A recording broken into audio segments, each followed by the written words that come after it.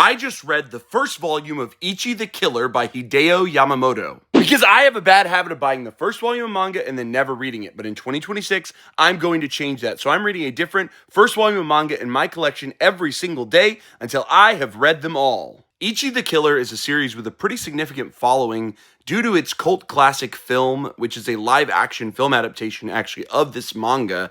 And ICHI the Killer is about a character that was bullied when he was young, and now, as a grown man, he is enacting his revenge by murdering bad people.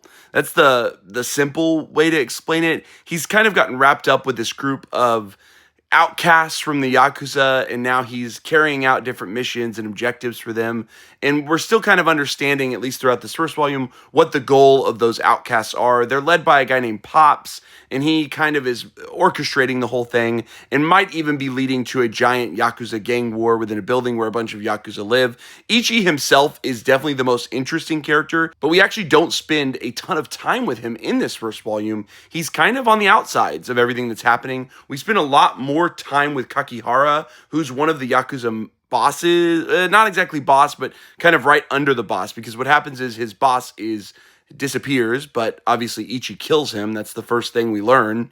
And Kakihara is now trying to figure out exactly what happened to his boss. Kakihara is a masochist. He loves pain and enacts it on other people. Overall, this series was awesome to me. I find Hideo Yamamoto's character design to be incredibly striking. Everyone looks so distinct, and you really don't have any issues. Sometimes mangaka will have a same face syndrome.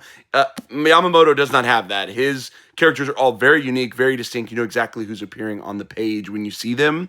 And I love that about his work. He uses the visual medium very powerfully. He sometimes doesn't have to use a lot of words in order to show you exactly what's going on. And I love that about his storytelling. And I found this to be a really cool, it is a little bit of unk slop, a little bit of violence, a little bit of just over the top Yakuza griminess. And you know what? It always gets me. I'm easily won over. It almost feels inspired by Crying Freeman, because Ichi also has a thing where when he kills people, he cries. I don't know if there's any actual connection, but there might have been. Overall, I love this. I'm definitely buying the rest. I don't know how long this series is, but I don't think it's super long. But I'm excited to have this full series in my collection one day and to finish reading it.